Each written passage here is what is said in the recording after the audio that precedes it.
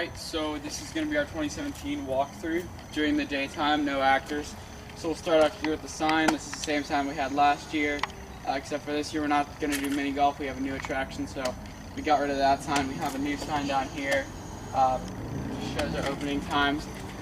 So from here people can see a view of the yard with the tombstones, the coffin, and the columns. And then normally when we're operating, that window has a white cloth in it, and then we project onto that surface. In this area we have just some tombstones, pretty basic setup. We have this coffin. The cool thing about this is we put string lights in here, purple string lights, to give a nice purple glow up. And then we also have a cable in here.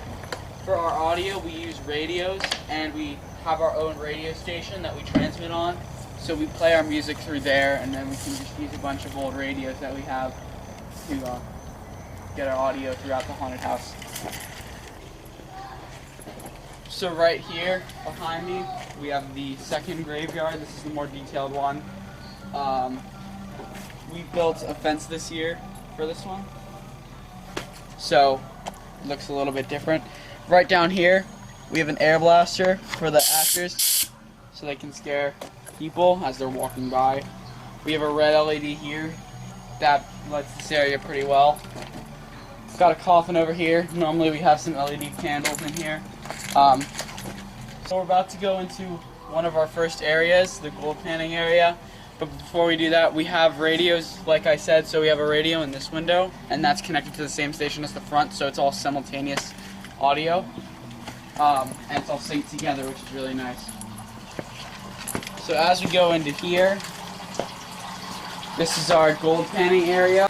This is our sluice box that we built from scratch. That was painful to build and is really painful to maintain. So this basically, we give kids one of these screen mesh material pans, and then we give them a bag of essentially dirt and bones, and we tell them they have to sift through it, so they'll shake it back and forth, and then they find a silver bone, and then they can get a piece of candy. Down here, we've got a pond pump in this box, and then on top of it we've got a filter system right here that just helps to get any leftover particles out. The pump's right in there. As we exit from the gold panning area, we're walking down to one of our first jump scares. So right here we have a panel that we constructed, and hidden in here we have a drop panel. Moving into what we are calling the mine shaft. This is an area that has been changed and altered from last year's rendition. This year we have these lanterns. Gives the idea that you're in a mine. We also changed the roofing system for this. We used to have a solid plastic roof, but that kept bubbling and it kept holding water in it, which was just really hard to maintain. So this year we did a burlap and a lawn cloth roof, which allows water to go through it, yet still creates a nice amount of darkness. Walking down the steps, we come to the area that we focused most on this year, which was the shooting gallery. This is the shooting gallery that we built for this year. So this was our major project for the year, and it's definitely the most impressive and it's gotten the best feedback. So if you want to come on in here. We have 3 guns on top of these tables. These were made out of old NES zappers and use a microcontroller to control the gallery. So in here you'll see a board and then some custom circuitry just to make it work.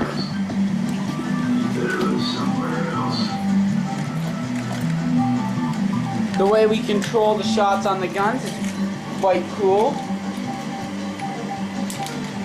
We have a little wireless remote, and they're labeled. So this is gun B, so if I hit B it adds 10 shots to the gun. So then people can pick up the gun and it has 10 shots on it now, so they can aim at any target, shoot it, and something will happen.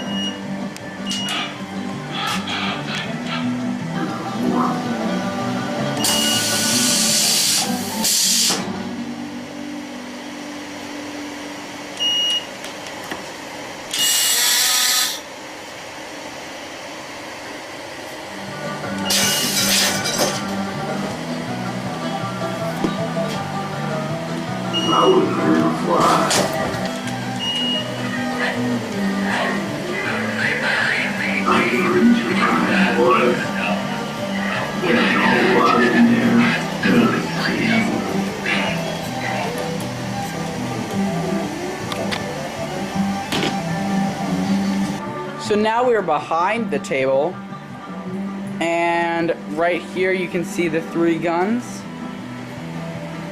And below that, under the table, you can see our amplifier for our talking skull, as well as the audio controller for that. You can see a bar of light that we use to light the gallery. And then back there is the wireless control unit. Right here we have our lighting control board. This controls all the LED lights in the gallery so that we have a really nice lighting. Moving further back in the gallery now, you can see right up front there's our 3 guns.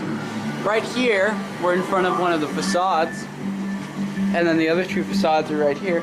We're going to show you right back here. Back here, this is how we make everything work.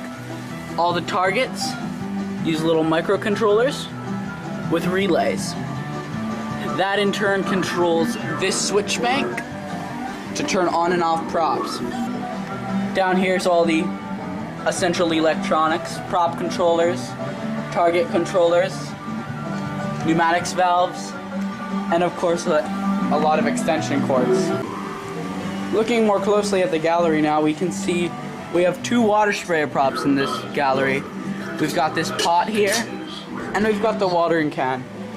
These both use very primitive water sprayers, coming out the nozzles of them. For water storage, we just use little small water bottles. These we then fill with water and hide easily in the set. Then we just simply use our air from our compressor to fire them off. The Crow, since it was a store-bought prop, was less difficult. Just a relay to hook up to the Try Me button area.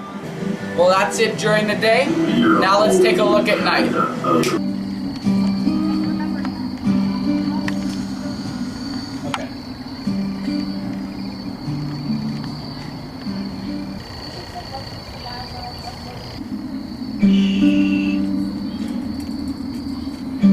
Where? I've seen that guy before. He looks so familiar.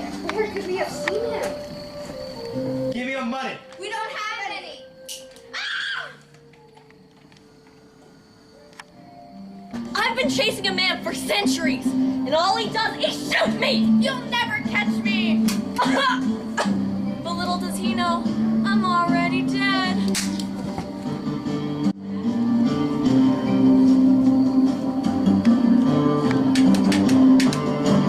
Come up here to Panther Bones. Whoa, there's silver one. There's silver one. There's one right there. Lift it up a little bit. Right there. Whoa. Looks fine, Mason. Yeah.